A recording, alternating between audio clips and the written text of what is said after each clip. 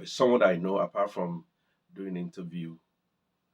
Um, don't let me mention where I know the person. Yeah. Um, it was telling me that the main reason why he started to abuse drug is he want to use it to gain trust and acceptance. That there's somebody high up in the in the government that actually is requested for the product. So he went visiting the guy in his what do you call it, in his penthouse. So when he got there, the security allowed him to enter. He got the product with him, and this big guy have a go with the package that he brought. And the big guy, as in big guy with over 10, 15 security, okay, oh, this is quite nice. Come on, sit on the dining table. Let's have it together. You want to gain an acceptance. You wouldn't want a situation where, I don't take it. You need to be able to use the product you're selling. So that would not be acceptable for you to tell the big guy, the powerful guy, that, oh, sir, you can only have it. I'm not having it.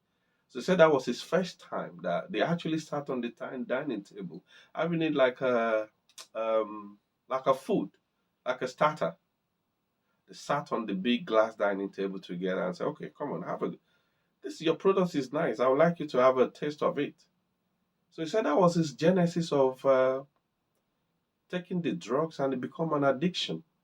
And whenever, and the big guy now make it like a routine that you should be the one bringing the product for me.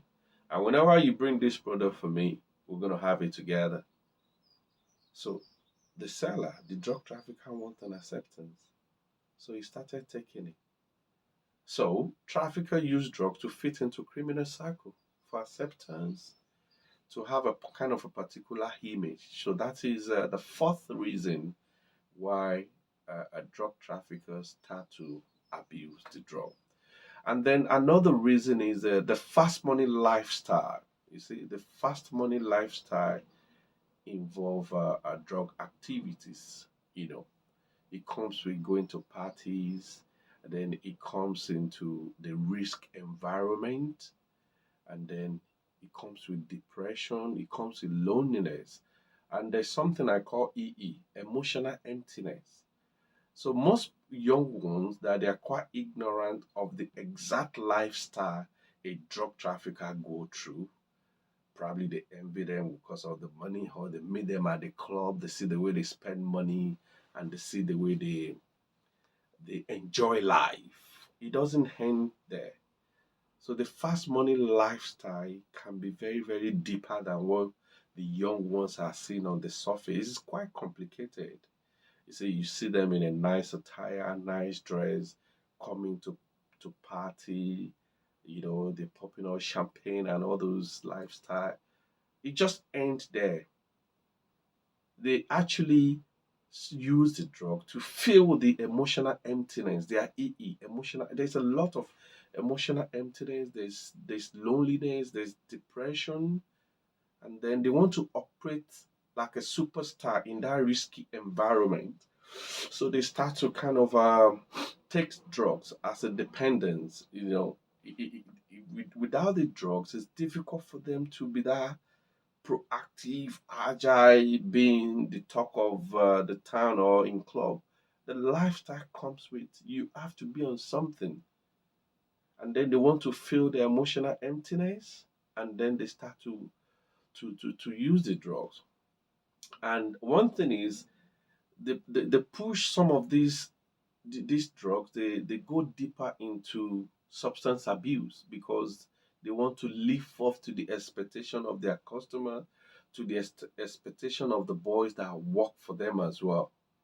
You see, what starts as an occasional use can quickly turn into dependency, and then destroying the lives, and then the life the ones thought they can control. And one funny thing about this drug is the reality of drugs eventually is going to consume the seller and it's going to consume the buyer. You just have to accept that. That you think you can control it, but at the end of the day, they can't control it at all. So those are the few reasons why the drug trafficker starts to abuse drugs. But the most important part of this episode is the solution to the problem of a drug trafficker abusing drugs. Because the main purpose of the book that I wrote is mainly not to talk about the reason why people use drugs. They've started using it already. We need to talk about the solution. So the most important part is for these people abusing drugs, especially the young one, is finding the solution. We know the reason why they abuse drugs, but we need to talk about the solution. So the first solution, which has always been mentioned, is access to rehabilitation program. The government needs to do more by creating access to rehabilitation program. They need a professional rehabilitation, counseling, and like a recovery program to help them overcome the substance dependencies that they've always depend on this drug. So they need a rehabilitation process. Another solution is mental health support. If you remember the genesis of some of them abusing drugs, is due to fear, to anxiety, depression, emotional emptiness, loneliness, sleeplessness. All these things will start to affect them mentally. So apart from access to rehabilitation program, anyone that they want to help out of abusing drugs need mental health support as well, because many drugs because they take it out of stress, out of fear, so they need a psychological support and therapy. Psychological support and therapy would definitely help to address the root cause. So that's number two. Then number three, they should be strong. I use the word strong because sometimes the government can be laid back. Strong law enforcement and intervention.